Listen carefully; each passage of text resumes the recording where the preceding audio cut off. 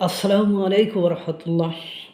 এমনও দিন ভারতকে দেখতে হলো যে একটা সেনাঘাঁটি অর্থাৎ চিকেন নেকের অঞ্চলে বর্তমান সময়ে কি উত্তেজনা বিরাজ করেছে আপনারা আমরা সব বুঝতে পারছি। এই মুহূর্তে সে ঠিক যে শিলিগুড়ি করিডোরকে রক্ষা করতে একটা গ্যারিসন বা একটা ঘাঁটি সেনাঘাঁটির দরকার কিষানগঞ্জ অঞ্চলে। সেই সেনাঘাঁটি মানে করতে সেনাবাহিনীকে দেশের অভ্যন্তরেই জনগণের বিক্ষোভের সম্মুখীন হতে হলো। এদিনও ভারতকে দেখতে হচ্ছে। যাই হোক, ঘটনাটা এরকম হয়েছে যে বিপজ্জনক পরিস্থিতি কোনো যদি বিপজ্জনক পরিস্থিতি চিকেন নেকে বা শিলিগুড়ি করিডোরে তৈরি হয়, তাহলে যে কোনো একটি গ্যারিসন যদি আপ ফ্রন্টে মুভ করে তাহলে শত্রুপক্ষকে গুড়িয়ে দেওয়া যাবে। এই জন্য তিনটি জায়গাকে কিষানগঞ্জে বেছে নেওয়া হয়।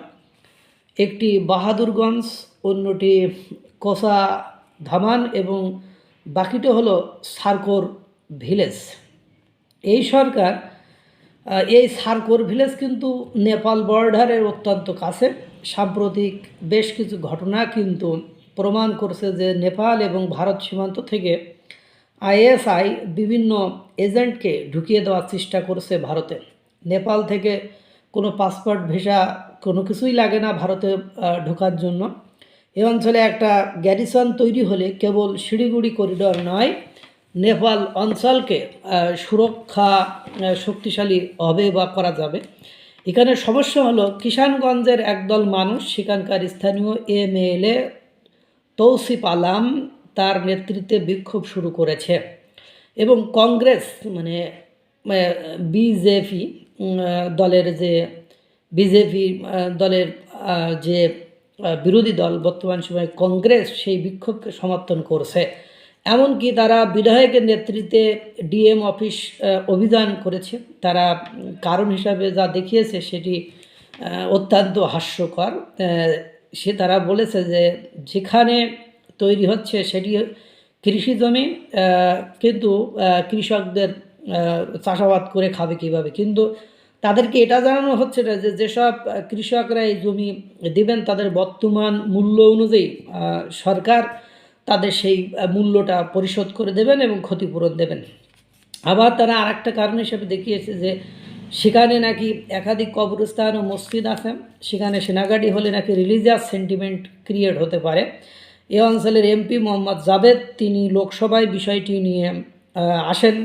শিলিগুড়ি করিডোরকে রক্ষার জন্য এটি অবশ্যই দরকার এবং সরকার যেহেতু বলছে আর শিলিগুড়ি করিডোরটি রক্ষার জন্য এই মুহূর্তে সেভেন সিস্টার্সের যে শিলিগুড়ি করিডোর সেটাকে রক্ষার জন্য এটা মোস্ট ইম্পর্টেন্ট অঞ্চল। এখন এটা সরকারের বিরুদ্ধে, কারণ ওই অঞ্চলে 75% মুসলিম, তারা সেন্টিমেন্টকে কাজে লাগিয়ে সরকারের বিরুদ্ধে মাঠে নামার চেষ্টা করেছে। কিন্তু সরকার এবং সেনাবাহিনী তাদের জাতীয় সুরক্ষার খাতিরে এটা করেই ছাড়বে, এটা বলার অপেক্ষা রাখে না।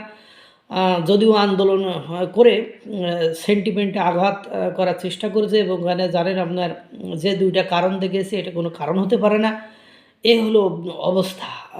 বুঝতে কত কষ্ট লাগে যে তাদের ভারতীয় লোকজন এটাতে কষ্টে পড়ে যাবেন যে আমাদের দিনের পর দিন এইসব সেন্টিমেন্টকে কাজে লাগানোর ফলে সেভেন সিস্টার্স নিয়ে যে যা পারে হুমকি ধামকি দেয়, সেটাকে যদি স্ট্রং না করা হয় তাহলে এটা আমাদের জন্য বা তাদের জন্য কল্যাণকর হবে না। এটা তারা কেন উপলব্ধি করতে পারছেন না, এটা এখন ভাববার বিষয়। এটাই দেখার বাকি ছিল। আরও যে কত কিছু দেখতে হবে কেই বা জানে। আল্লাহ তাআলা সকলকে ভালো রাখুক, সুস্থ রাখুক। আসসালামু আলাইকুম রহমতুল্লাহ।